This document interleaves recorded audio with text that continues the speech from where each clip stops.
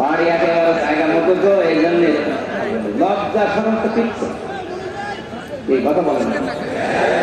আমার মনে হয় ম্যাডাম খালেদা জিয়া বলেছিল যে নামটা পাল্টানো দরকার, আসলে ওই নাম পাল্টানো দরকার, অভিশপ্ত না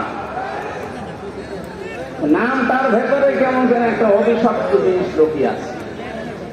গয়কার কয়াকাম বাকিটা বললাম না, এই নাম কোনদিন মুসলমানরা রাখে, মুসলমানরা রাখবে গোলা অন্তর্গ গোপাল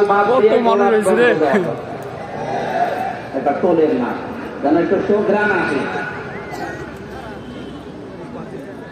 এই জন্য পাগল বলে যারা এতদিন অন্তত বেঁচে আছি, আমাদের শিক্ষা নেওয়া দরকার আজকে।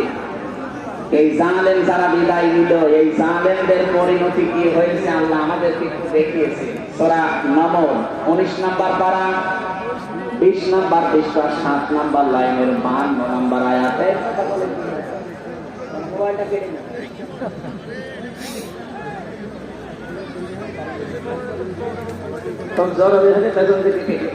কথা বলা যাবে।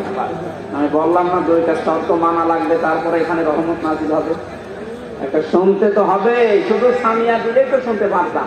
আল্লাহ বলেন না ফাসতামিউ, একেবারে অ্যাক্টিভ হয়ে শোনা লাগবে, মনোযোগ সহকারে, কারণ এখন এটা ইবাদত চলছে। যতক্ষণ বসে থাকবেন আর যাই হোক গোনা হচ্ছে, কথা বলে না কেন? আর গোনা যদি না হয় বিপরীত যেটা সওয়াব মাসতে হবে। এক একটা অক্ষর শুনবেন 10টা করে নেকি পেয়ে যাবেন। সুবহানাল্লাহ বলতে পারেন না? আল্লাহ রাব্বুল আলামিন বলেন ফাতিলকা বুয়ুতুহুম খাবিয়াতান বিমা সালামু।